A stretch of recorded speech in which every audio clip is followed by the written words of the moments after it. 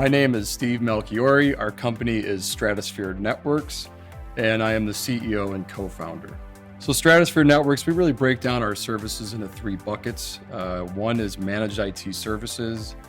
The other is managed cybersecurity services, and then the third would be what we call trusted advisor services or consulting services. The challenges that we face this year and into 2020 are primarily driven from the fast pace of change in technology.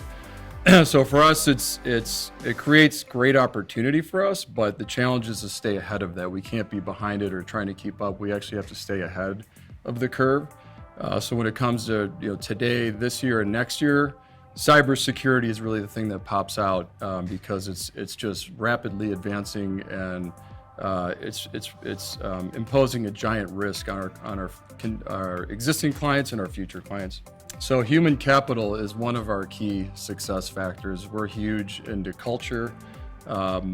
We take human capital very serious.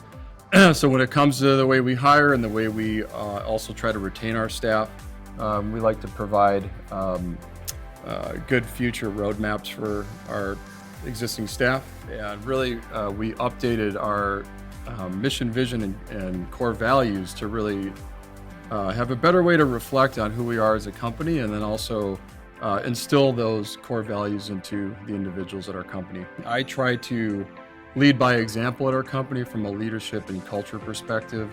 One of our core values is to be humble, so I try to be as humble as possible. I really think I like to tell the story about how everybody in our company should be treated equal.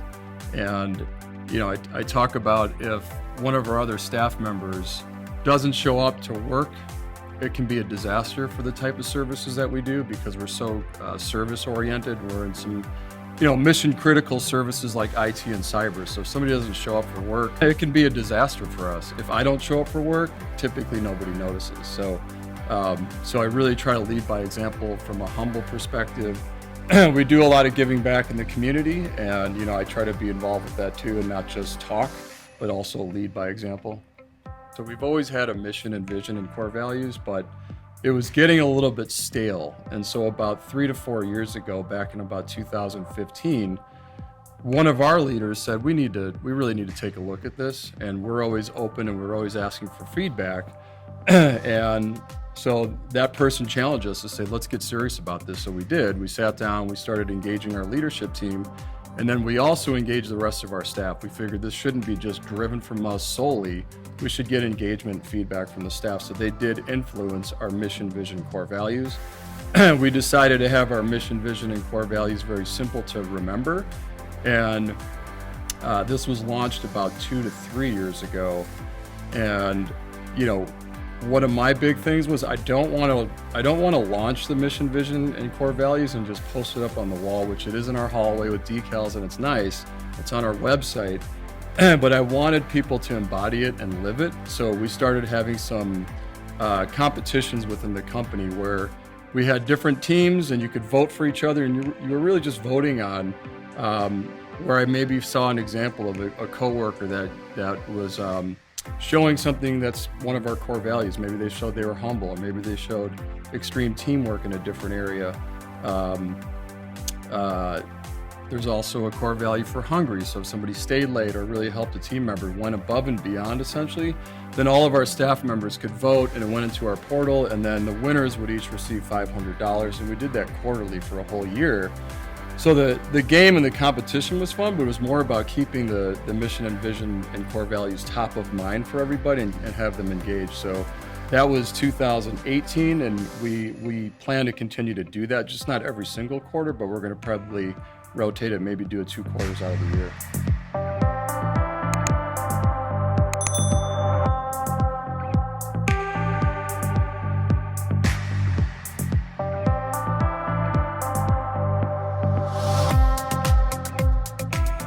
Alisha Greenwald, Senior Director of Client Strategy at BlueGrace Logistics. So we are a 3PL, which means we're a third-party provider, and we aggregate customers and carriers for transportation needs. What are the current challenges in the market? I would say that is a multifaceted question. 2017 and 2018, as many people know, were very dynamic environments from an economic standpoint. We had regulatory changes within our own industry and across myriad industries.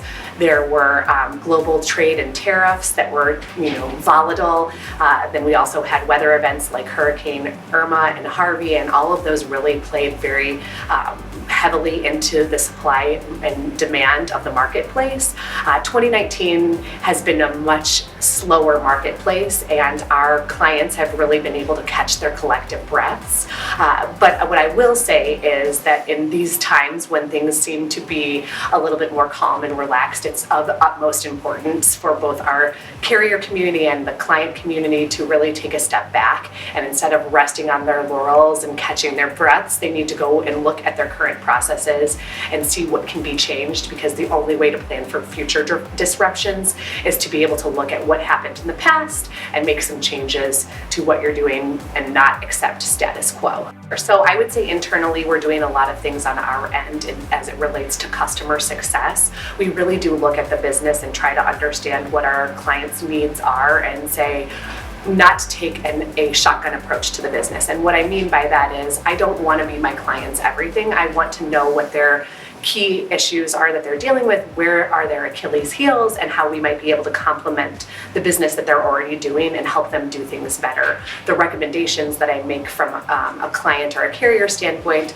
are very similar to that. Small changes equal great changes to your business that can really help you move forward in the marketplace, which is, as you know, very challenging. So making those small changes, communicating those to your teams and externally, soliciting feedback, and making sure that you're doing the right things when it comes to continuing and hitting different toll gates. That's what's really important in these times when you're making changes.